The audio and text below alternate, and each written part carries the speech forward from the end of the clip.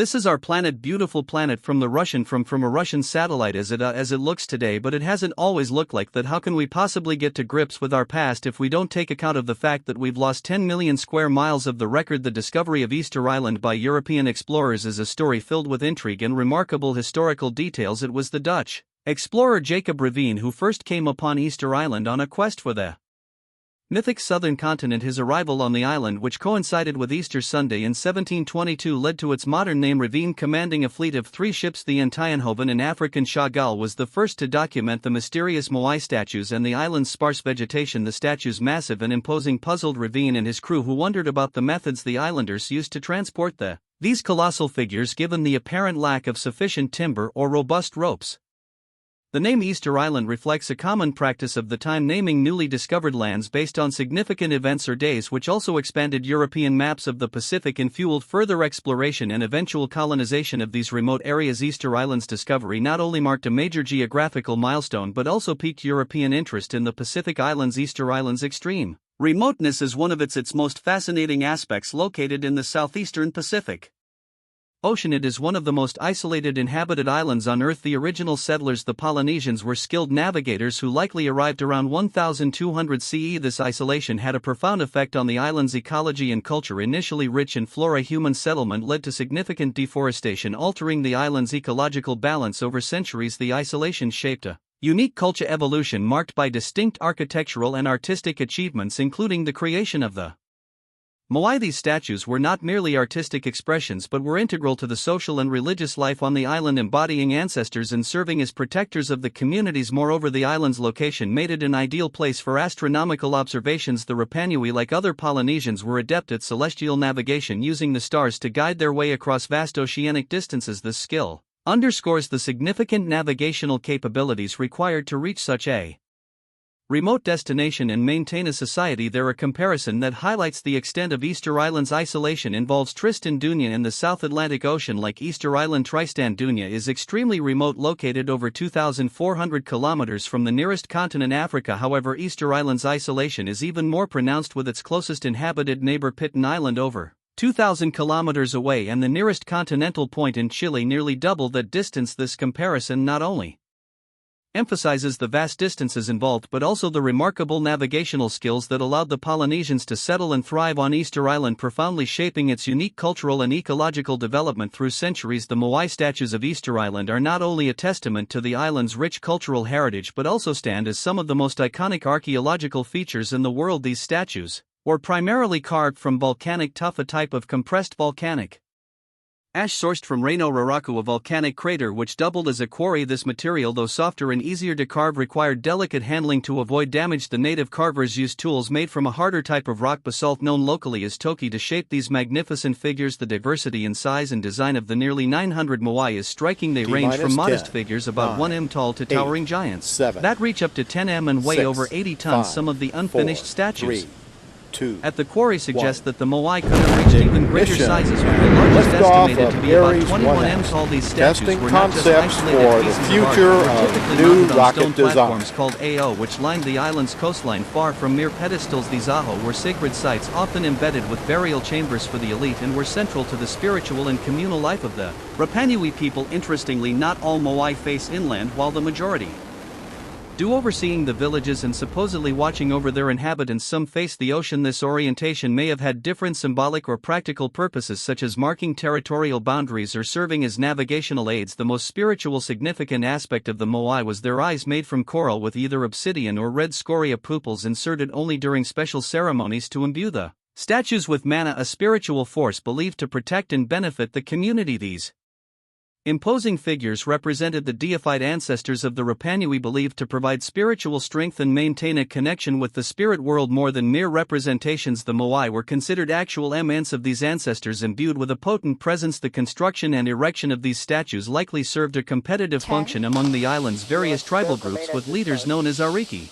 sponsoring these statues to establish and legitimize their authority and 2, To demonstrate their 1. ability to mobilize community And resources, moreover, the Mission Moai played a liftoff. significant Space role in shuttle unifying the discovery. island's Taking the space population station with to shared full power religious for beliefs full and communal science. participation in their construction and This is the transport, Mission reinforcing social cohesion and cultural identity. It is enlightening to compare these statues to the colossal heads sculpted by Thek civilization in Mesoamerica, like the Moai Thek heads, were massive stone sculptures representing human faces carved between 900 C and 400 BCE. These heads are believed to portray rulers or other significant figures fulfilling roles of political or religious symbolism similar to those of the Moai. Despite being created by cultures separated by thousands of kilometers and many centuries, both the Moai and the Elch heads underscore the universal use of monumental statuary to express power, authority, and religious significance across disparate human societies. This comparison highlights the remarkable ways in which different cultures have utilized monumental sculpture to convey and preserve their legacies. The Moai statues of Easter Island are not only a testament to the island's past civilizations but also a window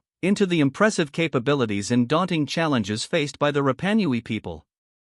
These iconic statues were meticulously carved from volcanic tufa material sourced from the Reno Raraco quarry. Artisans used basal stone tools to carefully outline and then gradually detach the Moai from the rock face, a painstaking process that could span months or even years depending on the statue's size. Transporting these colossal figures to their final resting places on the island's Ahu was an engineering feat that continues to fascinate historians and archaeologists today. Several theories have been proposed about how the Rapa Nui might have moved the Moai. One theory suggests the use of wooden rollers, which would have required significant deforestation. Another posits that the statues were placed on sledges that slid over logs or greased wooden tracks. However, perhaps the most captivating theory is that the statues were walked to their locations using ropes and a rocking motion, a method supported by recent experimental archaeology. These experiments have successfully demonstrated that a replica Moai could be moved by a few dozen people using ropes, providing evidence that this could explain the minimal wear on the bases of transported statues and the absence of extensive drag marks. As the demand for larger and more statues grew, the environmental impact became increasingly severe. The extensive use of wood for transport methods contributed to deforestation, exacerbating soil erosion and reducing the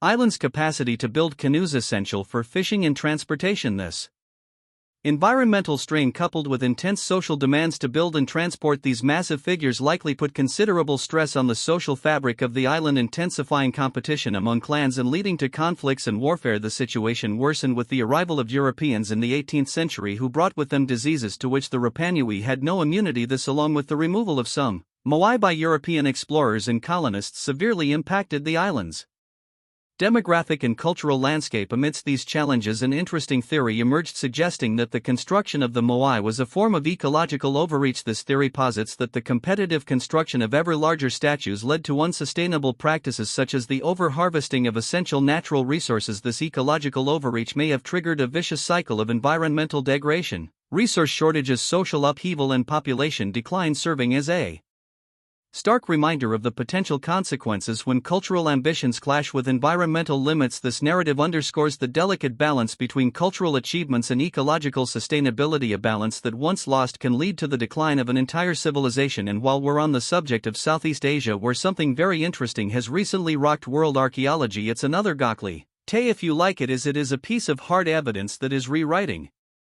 history. He says it's a strong case but not an easy case. We are up against the world's belief. Nan Madol, often dubbed the Venice of the Pacific, is a captivating archaeological site located off the southeast coast of Pohnpei in the Federated States of Micronesia. This complex of artificial islands linked by a network of canals stands as a testament to the engineering marvel of ancient Pacific island civilization. The historical context and discovery of Nan Madol stretched through several phases.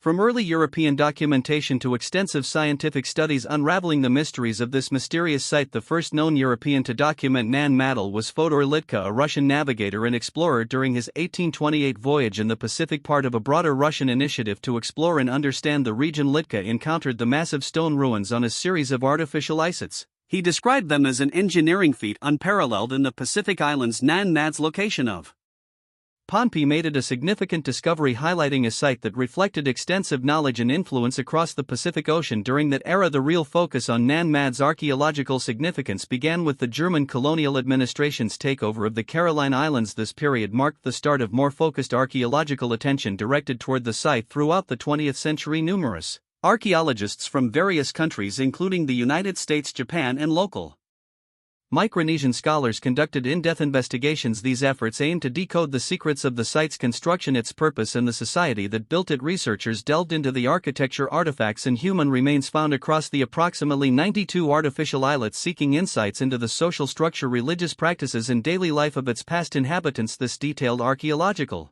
work, which began earnestly in the early 1900s, continues into the 21st century, striving to document and preserve this unique cultural heritage site and understand the development of complex societies in the Pacific. In terms of architecture, Nan Madol stands out due to its construction techniques and use of local basalt rock. The islets that make up Nan Madol were created by stacking these basalt columns into impressive stone structures, some rising over 25 feet tall. This technique, known as header and stretcher stonework, ensured stability and allowed the island's builders to create large enclosures, canals, and temples without the use of mortar. These structures were built with an intricate system of canals that allowed easy transportation between the islands and provided a unique defense mechanism. The structures of Nan Madol often serve both religious and administrative purposes, with the complex divided into distinct sections separating ceremonial areas from residential ones. It is believed that the islets primarily hosted the elite class of the Saddler dynasty, who ruled Pohnpei between 1100 CE and 1628 CE. The site also includes tombs and shrines, underscoring its religious significance, with Nan Talesa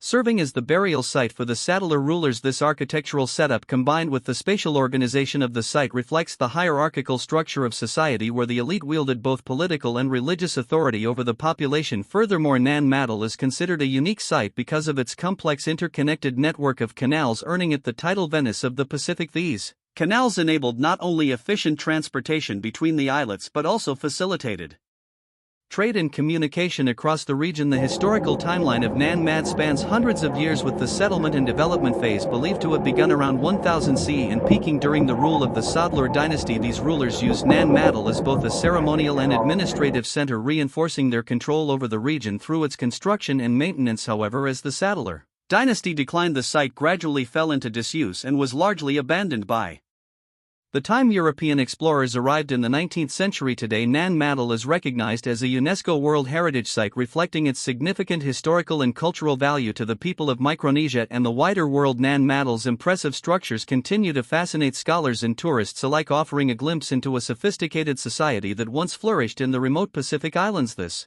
archaeological marvel underscores the ingenuity of ancient civil engineering while also raising intriguing questions about the intersection of environmental adaptation, social organization, and spiritual beliefs in shaping the lives of the people who built and inhabited Nan Madol. And comparing Nan Madol with other ancient megalithic sites around the world, such as Stonehenge in England, the Great Pyramids of Egypt, or the Inca ruins of Machu Picchu, Nan Madol stands out not just for its unique construction on artificial islands but also for its integration of both ceremonial and administrative functions into a single complex. While Stonehenge and the pyramids were primarily religious or funerary in function, and Machu Picchu served as a royal estate, Nan Madol combined governance, religious ceremony, and social interaction, making it a versatile center of power in the Pacific Islands. Though vastly different in geography and culture, these sites share a common thread. They represent the zenith of ancient human innovation, serving as testaments to our ancestors' abilities to overcome natural challenges and create lasting monuments of civilization, with each site showcasing distinct aspects of human civilization and its relationship with the natural world. The mysterious structures of Nan Madol, alongside the iconic Moai of Easter Island, reflect the diverse and resilient nature of Pacific Island cultures. These ancient monuments and sites continue to inspire wonder and provide valuable